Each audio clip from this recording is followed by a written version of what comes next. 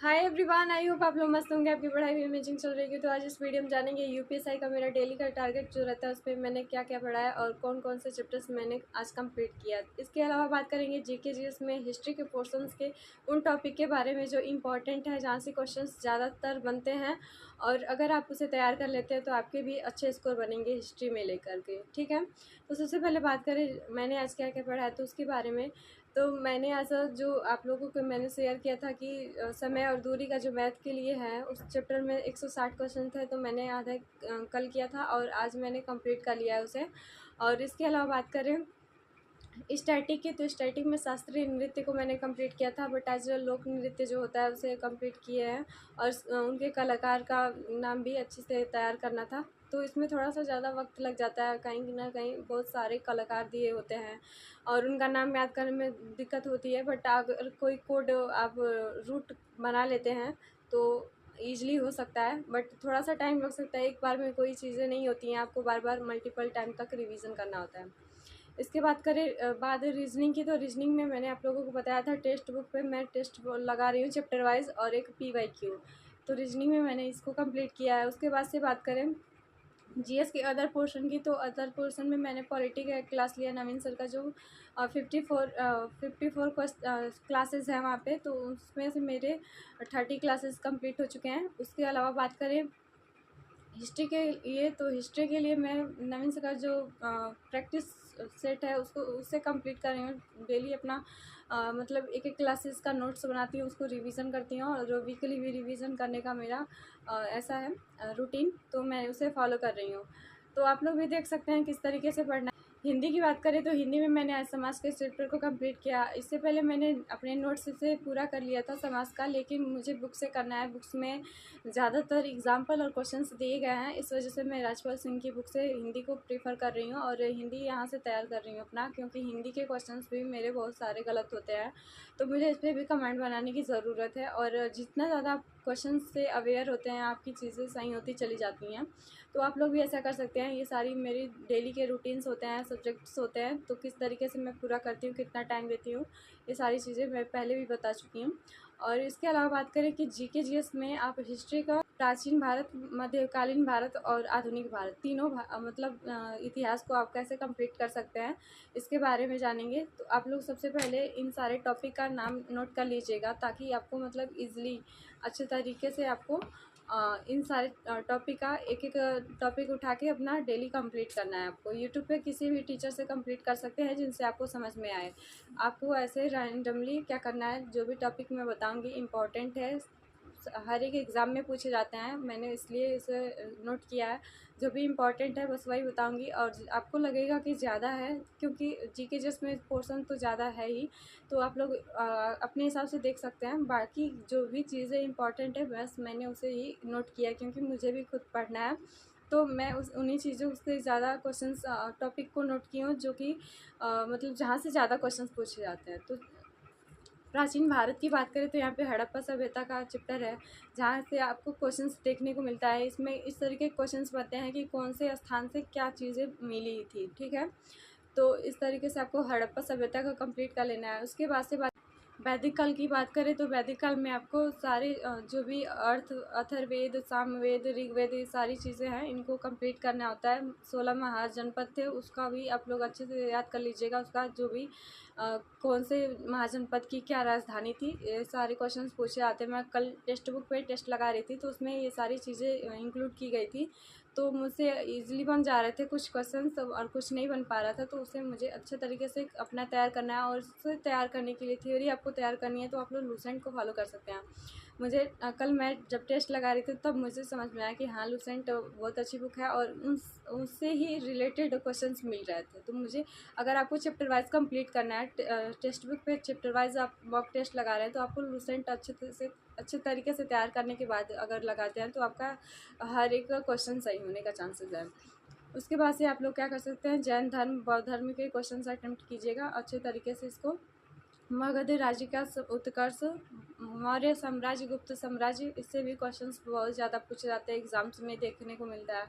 उसके बाद से बात करें दक्षिण भारत के प्रमुख राजवंश, दक्षिण भारत के चेर, चोल और जो पल्लव वंश है, इस सारे राजवंश को अच्छे से आपको देख लेना है। राजपूत राजवंशों का भी उत्पत्ति देख लेना है। तो प्राचीन भारत में ये सारे टॉपिक है, तो इनको अगर आप लोग कंप्लीट कर लेते हैं तो आपका एक भी क्वेश्चन मतलब छूटेगा नहीं। ये सारे इंपॉर्टेंट टॉपिक है, यहाँ से आपको क्वेश्चंस देखने को ज़रूर मिलेंगे। उसके बाद से मीडिएवल की बात करें, मध्यकालीन भारत की, तो यहाँ पे अरब आक्रमण, महमूद गजनवी का जो काल था उसको, मोहम्मद गौरी सल्तनत काल को देखना है। विजयनगर साम्राज्य से क्वेश्चंस बहुत ज़्यादा पूछे जाते हैं, तो विजयनगर साम्राज्य को आप लोगों को देख लेना है।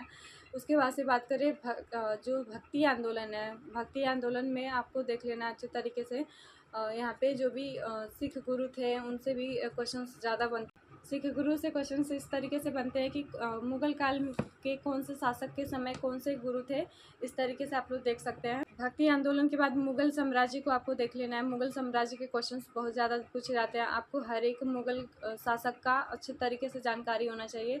उन्होंने क्या कब उनका राज्याभिषेक हुआ, क्या उन्होंने किया है, कौन से युद्ध लड़े, ये सारी चीज़ें आपको अच्छे तरीके से आनी चाहिए। उनका शासन प्रणाली क्या था, ये आपको अच्छे तरीके से कंप्लीट करना है। और उसके बाद से मराठों का उत्कर्ष, मराठों का भी क्वेश्चंस बनते हैं आप लोगों को, तो आप लोग यहाँ से तैयार कर सकते हैं। ये सारी चीज़ें बहुत ही ज़्यादा इम्पॉर्टेंट है, तो आप लोग अच्छे से तैयार करिएगा इसे। मराठों का साम्राज्य हो गया, जो कि साम्राज्य मतलब जो कौन से शासक कब मतलब राज्य अभिषेक हुआ, कब से उनका शासन काल था, ये सारी चीज़ें आपको याद करनी है। किसके समय कौन सा युद्ध हुआ, ये सारी चीज़ें बहुत ज़्यादा इंपॉर्टेंट है हिस्ट्री में, तो आपको अच्छे तरीके से याद करना है। उसके बाद से बात करें आधुनिक भारत की। आधुनिक भारत में आपको मतलब अच्छे तरीके से करना है। यहाँ से क्वेश्चंस तो मोस्टली पूछे जाते हैं। तो सबसे पहले बात करें यूरोपीय व्यापारी कंपनियों का आगमन, तो आप इसे देख सकते हैं कब ब्रिटिश शासन आया था, कब पुर्तगालियों ने अपना मतलब यहाँ पे अपनी कंपनी खोली थी, ये सारी चीज़ें आपको अच्छे तरीके से देखना है। बंगाल पर अंग्रेज़ों का अधिकार था, तो जैसे मैसूर और कर्नाटक का युद्ध जो हुआ था, मैसूर युद्ध और कर्नाटक के 3-4 युद्ध हुए थे, तो उसको अच्छे से देख लेना है। उसके बाद से सबसे ज़्यादा इम्पोर्टेंट है गवर्नर जनरल। गवर्नर जनरल के क्वेश्चंस बहुत ज़्यादा काफ़ी पूछे जाते हैं कि कौन से गवर्नर जनरल का क्या कार्यकाल था और उन्होंने क्या किया था। और गवर्नर जनरल के क्वेश्चन इस तरीके से भी बनते हैं कि मतलब कि किसके शासनकाल के दौरान कौन सा युद्ध हुआ था, ये सारी चीज़ें, कौन सी घटनाएं किसके कार्यकाल के दौरान हुई थी, ये सारी चीज़ें बहुत ज़्यादा इंपॉर्टेंट है, तो आपको अच्छे तरीके से इसे फॉलो करना है। इसके बाद बताएं 1857 की क्रांति, जो कि बहुत ज़्यादा इम्पॉर्टेंट है। अगर आप इसे कंप्लीट कर लेते हैं तो आपके 1 से 2 क्वेश्चंस तो आराम से सही होने वाले हैं, तो आप इसे कंप्लीट कर लीजिएगा। और अभी फ़िलहाल हम लोग जब एग्ज़ाम दे रहे थे आरपीएफ कांस्टेबल का, तो वहाँ भी क्वेश्चंस पूछे जा रहे थे 1857 की क्रांति से, तो आपको इसे अच्छे तरीके से करना है, क्योंकि हर एक एग्ज़ाम में देखने को मिलता है और ये बहुत ज़्यादा इम्पोर्टेंट टॉपिक भी है आधुनिक भारत में, तो आप लोग इसे अच्छे तरीके से कंप्लीट कीजिएगा। 1857 की क्रांति में क्या क्या आपको याद करना है, उसके बारे में जान लेते हैं। तो राष्ट्रीय आंदोलन याद करना है, संगठन याद करना है, कौन कौन मिलके कौन से संगठन तैयार किए थे, ये सारी चीज़ें। नारा याद करना है कि कौन कौन सा नारा दिए थे ऐसे। और पुस्तकें एवं पत्रिकाएँ किसके द्वारा कौन सी पुस्तकें और पत्रिकाएँ लिखी गई, उपाधियाँ क्या थी, और कांग्रेस का अधिवेशन, इसके बाद से आपको याद करना है कांग्रेस का अधिवेशन। कांग्रेस का अधिवेशन कौन सा अधिवेशन आपको कौन से स्टेट में देखने को मिला था, ये सारी चीज़ें, उसके अध्यक्ष कौन थे, ये सबको अच्छे तरीके से याद करना है। कांग्रेस के अधिवेशन से क्वेश्चंस भी अच्छे खासे पूछे जाते हैं। तो समाज सुधारक अधिनियम देख लेना है। और इसके बाद से बात करें जनजातीय विद्रोह, संथाल विद्रोह जो होता है, किसान विद्रोह, ये सारी चीज़ें आपको देखना है। जैसे कि जनजातीय विद्रोह में आ जाता है बिरसा मुंडा विद्रोह, संथाल विद्रोह, और ये सारी चीज़ें हैं, तो आप लोग देख सकते हैं किस तरीके से है। इन सबको अच्छे से कंप्लीट कर लीजिएगा, यहाँ से क्वेश्चंस मोस्टली पूछे जाते हैं, तो आप लोग इसे अच्छे तरीके से तैयार कर सकते हैं।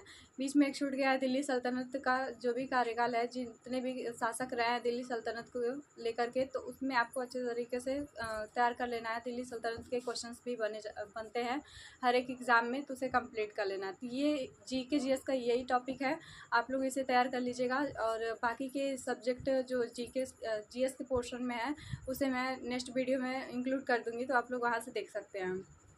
तो ये सारे इंपॉर्टेंट टॉपिक हैं, इनको अगर आप तैयार कर लेते हैं तो आपको मोस्टली मतलब अच्छे खासे स्कोर बनेंगे। जीके जीएस में अगर आपके हिस्ट्री के पोर्शंस यहाँ से पूरे अच्छे तरीके से कंप्लीट हो जाने वाले हैं। मैं भी टेक्स्ट बुक पे टेस्ट लगा रही थी, तो उसमें आप मुझे देखने को ज़्यादा मिल रहा था, और मैं लूसेंट को फॉलो कर रही हूँ। और लूसेंट को चैप्टर वाइज जो भी फैक्ट है उसमें बहुत सारे अच्छे फैक्ट दिए गए हैं, एग्ज़ाम के लेवल का है उसमें फैक्ट, बाकी बकवास चीज़ें नहीं दी गई है। जो भी इंपॉर्टेंट चीज़ें हैं, जो भी इंपॉर्टेंट फैक्ट है, उसे इसमें इंक्लूड किया गया है। तो आप लोग उसे अच्छे तरीके से फॉलो कर सकते हैं, और डेली पढ़ते रहिए, उसे रिवाइज़ करिए चीज़ों को। और नवीन सर का जो प्रैक्टिस सेट है उसे आप लोग ज्वाइन करिएगा।